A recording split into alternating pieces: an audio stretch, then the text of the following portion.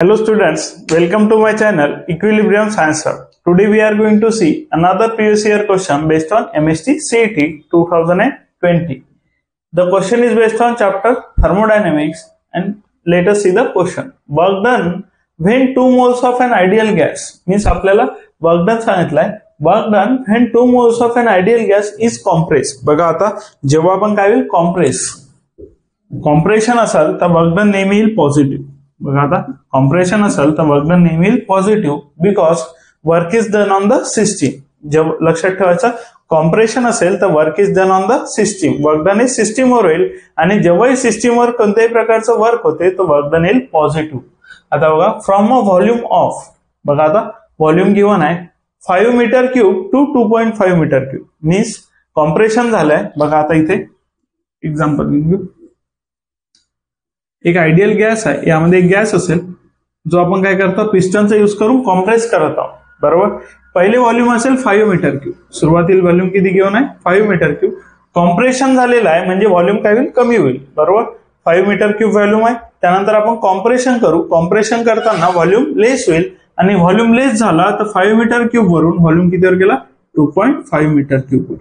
बघा आता 5 metre cube इतका व्हॉल्यूम होता आधी, त्यानंतर कॉम्प्रेस केलं तर व्हॉल्यूम डिक्रीज होईल आणि डिक्रीज झाला किती झाला 2.5 metre cube. At 300 kelvin under a pressure of. आता कॉम्प्रेस जर करायचं तर आपल्याला प्रेशर द्यावं लागेल आणि प्रेशर दिलाय 100 किलो पास्कल. सो बघा आता व्हॉल्यूम 1 मीन्स V1 जो इनिशियल व्हॉल्यूम असेल, इनिशियल व्हॉल्यूम होता 5 मीटर क्यूब. त्यानंतर आपण केलं कॉम्प्रेशन, व्हॉल्यूम चेंज झाला आणि फायनल व्हॉल्यूम झाला 2.5 मीटर क्यूब. सुरुवातीला व्हॉल्यूम असेल 5 मीटर क्यूब, त्यानंतर आपण कॉम्प्रेस केलं, व्हॉल्यूम कमी केला, डिक्रीज केला, त्यानंतर व्हॉल्यूम झाला 2.5 मीटर क्यूब. त्यानंतर बघा प्रेशर गिव्हन आहे आणि प्रेशर असेल 100 किलो पास्कल. प्रेशर असेल 100 किलो पास्कल. त्यानंतर बघा वर्कडनचा फॉर्म्युला बघा. Work done is equal to minus P delta V. आता वर्कडनचा फॉर्म्युला असेल minus P delta V. So आता बघा minus P delta V is V2 minus V1. Delta V असेल V2 मायनस V1.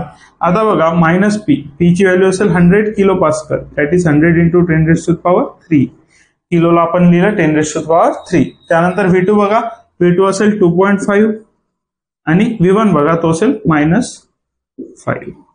त्यानंतर बघा आता सॉल्व्ह करून घेऊ आपण. इकडे येऊन जाईल work done is equal to 100 into 10⁻³ minus असेल. त्यानंतर 2.5 minus 5 is -2.5. 2.5 minus 5 is -2.5. So minus minus multiplication असेल तर मायनस मायनस बिकम्स प्लस. 2.5 ला 100 ने मल्टिप्लाय केलं तर येऊन जाईल 250. बरोबर. 2.5 ला आपण काय केलं 100 ने मल्टिप्लाय केलं तर ते येऊन जाईल 250 10⁻³ so work done is 250 into 10⁻³ W is equal to. आता बघा पुन्हा 10⁻³ ला आपण किलो लिहू शकतो आणि वर्क डन असेल तर युनिट झालं पास्कल मीटर क्यूब. बघा आता युनिट झाला pascal. Pascal is the unit for pressure and metre cube is the unit for volume. बघा आता प्रेशरचं युनिट बघा, प्रेशरचं युनिट असेल पास्कल. सो प्रेशरचं युनिट आलं पास्कल आणि व्हॉल्यूमचं युनिट असेल मीटर क्यूब. सो व्हॉल्यूमचं युनिट आलं मीटर क्यूब. त्यानंतर जूल मध्ये जर व्हॅल्यू पाहिजे असेल, वर्क डन आपण जूल मध्ये घेतो, जूल मध्ये व्हॅल्यू पाहिजे असेल तर 250 किलो जूल येऊन जाईल वर्क डनची व्हॅल्यू.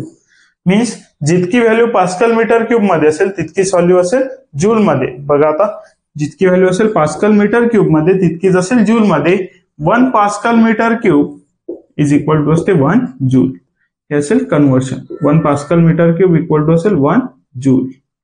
बघा आता जितकी व्हॅल्यू असेल पास्कल मीटर क्यूब मध्ये तितकीच असेल जूल मध्ये. So 250 kilo pascal metre cube is the 250 kilo joule आणि हे होऊन जाईल वर्क डन. बघून घ्या तुम्हाला ऑप्शन मध्ये 250 किलो जूल और 250 किलो पास्कल मीटर क्यूब मिळून जाईल. ते तुम्ही मार्क करायचं. बघून घ्या.